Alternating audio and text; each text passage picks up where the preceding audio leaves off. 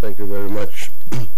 I would like to thank Ambassador Jan Prasad for inviting me to speak at this forum. I was quite surprised when I got the invitation, because I have actually retired from government service and moved away from it. However, I was quite excited to come and listen, mainly because I may have ended up as an ambassador, but I am technically from a transport background. So I was very interested to listen to all the speakers. I must say there have been very eminent speakers, and there is little I can add to the very comprehensive presentations that have been made.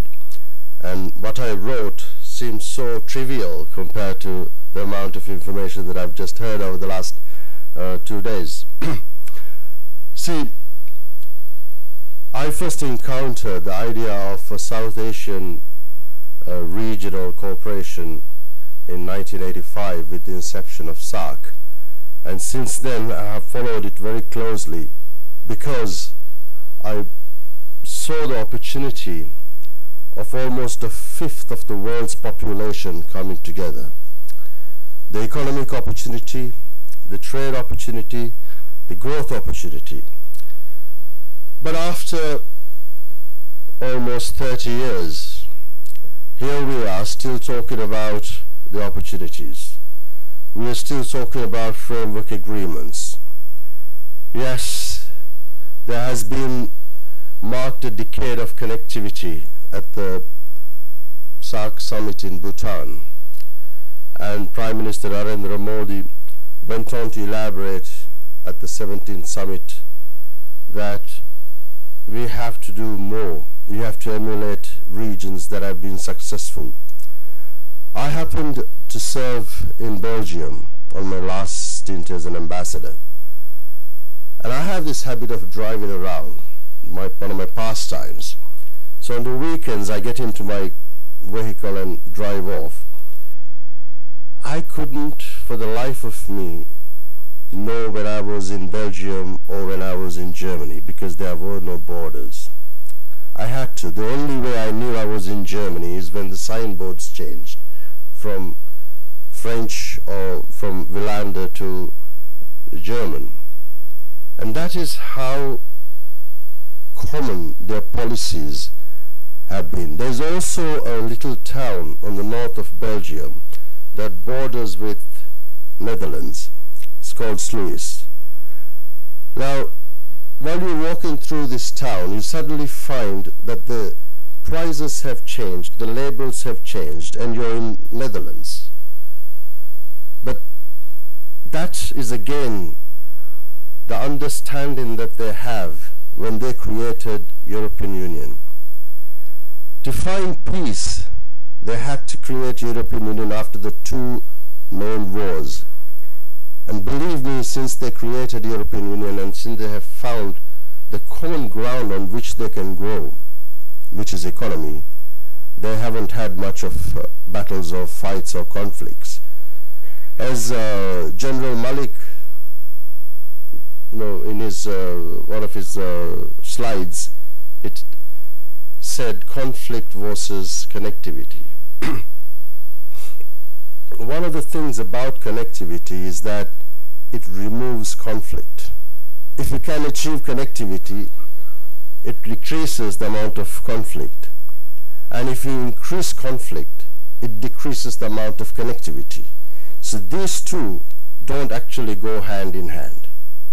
If we can work together, as Sebont was saying about political will, see, we in this region, we have created a false perception of threat and conflict. We are a region of one people. Now I stand here, if I could speak Hindi, which unfortunately I can't, I could rattle off in Hindi and none of you would know whether I was Indian or Maldivian or Sri Lankan. Because I speak Sinhalese fluently. When I was Ambassador, High Commissioner in Sri Lanka, I have been asked many times, and you won't believe the question they asked. Why did they send a Sri Lankan as a Maldivian High Commissioner? Now, the reason is because we are one people.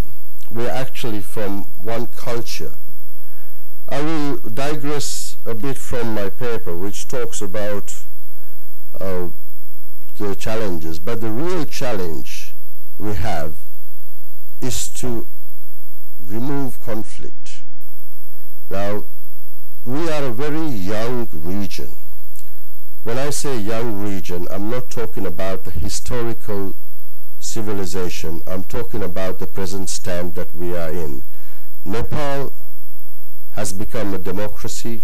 Bhutan, Maldives, multi-party democracy just about a decade ago. We are still trying to figure out what it means. Pakistan has gone from coup to democracy to election to coup. Bangladesh has been the same. We are a very young region in that sense, and we are still trying to find our way to mature democracy, to stability. One of the key elements needed to foster connectivity. You see, as long as our countries are unstable and are trying to figure out what the governments or what kind of governments we want or we need, we will not be conducive to comprehensive dialogue about connectivity. Now, Ambassador Prasad, in his the opening speech of this conference, gave a very, very comprehensive detail of our challenges. I cannot add to that. And then Dr. Nag went on to elaborate on the roots, on the opportunities of trade. Professor Stobden further went on to talk about historical trade and the opportunities in the Ladakh trade routes, which in the old days was actually one of the Silk routes, I might say, that also went through Kathmandu and Ladakh. Now, we at this time, we go right round the Maldives, we go round Africa to go to Europe by sea, when we can easily build railways. The question is, if I wanted to go to Calcutta, forget about going to another country, I would get on a train and spend 36 hours trying to get to Calcutta. The quality of the train, the facility, the service would not be one that I would be happy getting onto. But if I got onto a train going from Brussels to London, I would get onto that train because it's economical, the service is good, and it works in convenience. So we are then discussing about political obligation, transport and connectivity as a political obligation or as an economic opportunity. Now, we have heard a myriad of acronyms go around. We have SAARC, SAFTA, we have BIMSTEC, we have ADB with the World Bank, and I went through a series of reports and plans they have done. Just outside here and downstairs, you find a library where you can find so much of discussion on this matter. So many studies have been done by Asian Development Bank and the World Bank, telling us what we need to do. Yes, we need to increase connectivity. As you were talking about energy as well, I remember when I was the mayor of the capital city in Maldives, Male, I talked about buying electricity from India, and everybody thought I was mad. But the reason I did that is because Maldives, being a series of islands, we had to invest in a lot of fossil fuel generators, and that wasn't good. The option was either solar energy and each island, 1,190 islands with 200 islands inhabited, believe me, the logistics was difficult. But if we brought power from India, laid a backbone running right from north to south, the cost would have been about $2.5 billion, about one investment, after which our electricity cost would have dropped by 50%. Instead of buying fossil fuel every day or buying gas every day, it would have been a very nice program, but didn't go very well. And one of the reasons, ironically, is what you correctly said, that India being a big brother and the amount of control it would exert, and which is not true actually, because these things are economic driven, and as long as it's driven by economy, everybody would want to make money and make it a viable operation.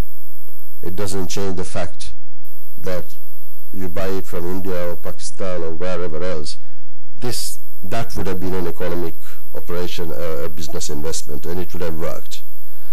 Now, going back to the discussion of, are we going to talk about connectivity as a political obligation or as an economic opportunity? Now, I'm sure I'm running into my time limit here. I will very quickly close the door on this discussion. Now, the governments, our governments, have very weak economies. We don't have the money to invest on transport or on connectivity. It's going to cost, as you were saying, the pipeline would have cost $35 billion or so. The railroad will also cost in the proximity of 10 to 15 billion if you were to connect. We don't have that kind of money, neither does World Bank or the Asian Development Bank. But who does have the money is the private sector. So what we need to be doing is working together to create a harmonized, a common platform of economic policy. Move away from conflict. Now, we have historical conflicts between Pakistan, India, China, and even Maldives has problems, although it's just a little speck of islands somewhere in the middle of Indian Ocean.